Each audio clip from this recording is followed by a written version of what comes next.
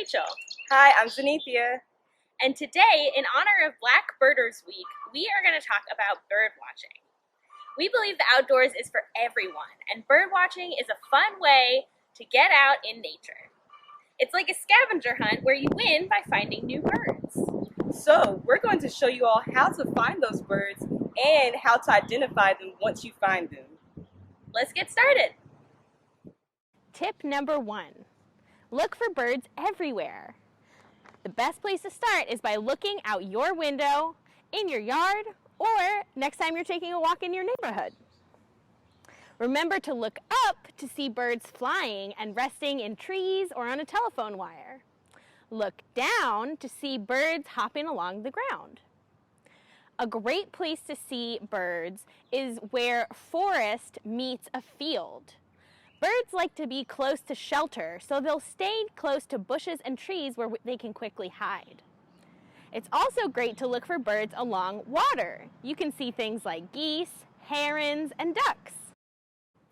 Tip number 2, if you don't see any birds, try listening for them. You can practice by listening to the sound of their songs.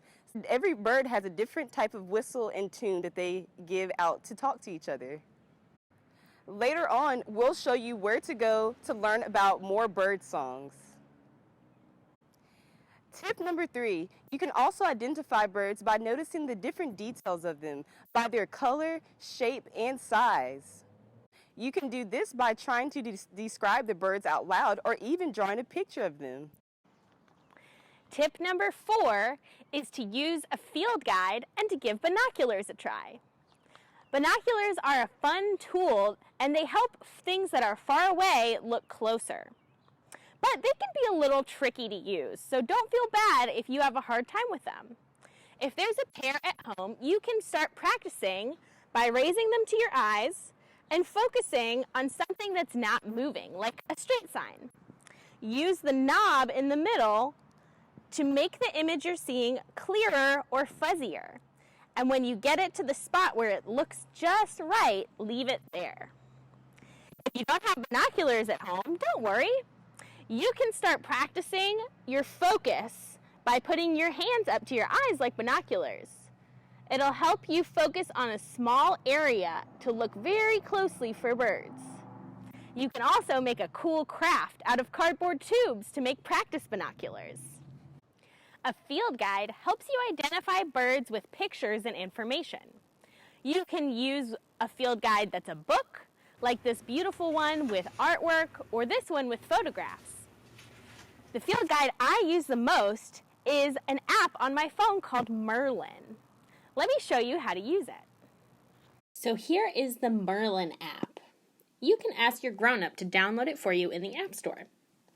It is a super cool field guide. It lets you explore all the birds in your area or identify one that you've seen either by answering some questions about it or by using a photo you took. Let's try and identify a bird that I saw yesterday. It'll ask you your location. You can hit current location or type in your zip code. I saw this bird yesterday. Now, this question requires you to know a little bit about some really common birds that you've probably seen before. You have to compare the size of the bird you saw to the size of a sparrow, a robin, a crow, or a goose. I think my bird was about the size of a robin. You can guess. Now we get to pick the colors that we saw on the bird's feathers. We can pick up to 3 colors. So the colors I saw are black, red, and yellow. Now you have to tell the app what the bird was doing when you saw it. Where was it? I saw mine in the bushes. And now it will create a list of birds that I might have seen and help me narrow it down. Here, actually, they got it on the first try. I saw a red-winged blackbird. Sometimes the males and the females of a bird species look different from each other, like this one. I can click on the little eye for more information about my bird. You can look at pictures, read about it. You can see the map of everywhere it lives, and you can listen to the sounds of its calls.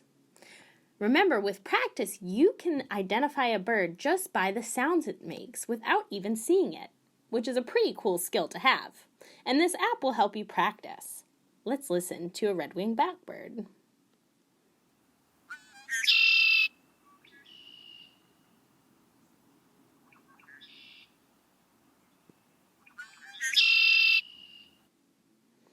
That is a distinctive call.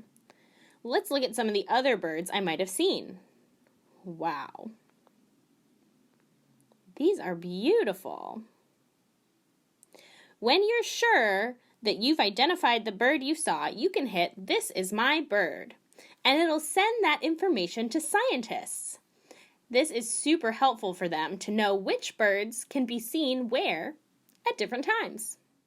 Tip number 5 is to be a scientist.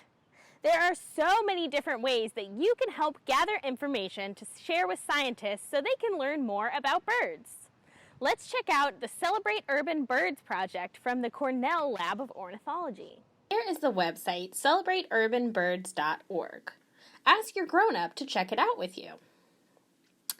This project uses information and data from people like you and helps scientists track and learn about the birds that live in our towns and cities. It is a super cool project, and they've got some good resources to help you get started. Let's check them out.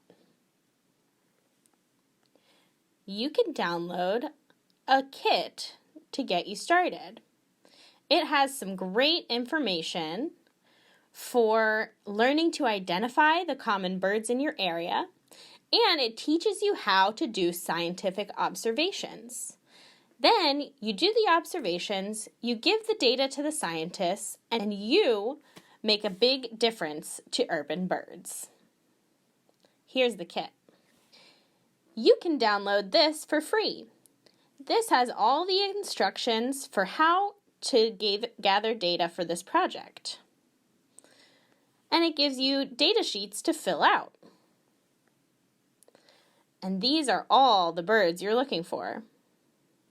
It also has a cool poster that you can print out that helps you learn to identify birds by their shape. I hope you'll consider giving it a try and helping to celebrate urban birds. So, Zenithia, what do you love about birds? The one thing I love about birds is being able to try to communicate with them. When I was younger, me and my father used to sit out and we would just listen to the birds, and he was a great whistler, so he used to whistle and we would try to see if we could hear the same sound back. So I really enjoyed doing that with the birds. I love that story. Well, thank you for joining us today, my friends. I hope you're excited to learn about your feathered friends. And remember, the outdoors is for everyone, including you. See you next week.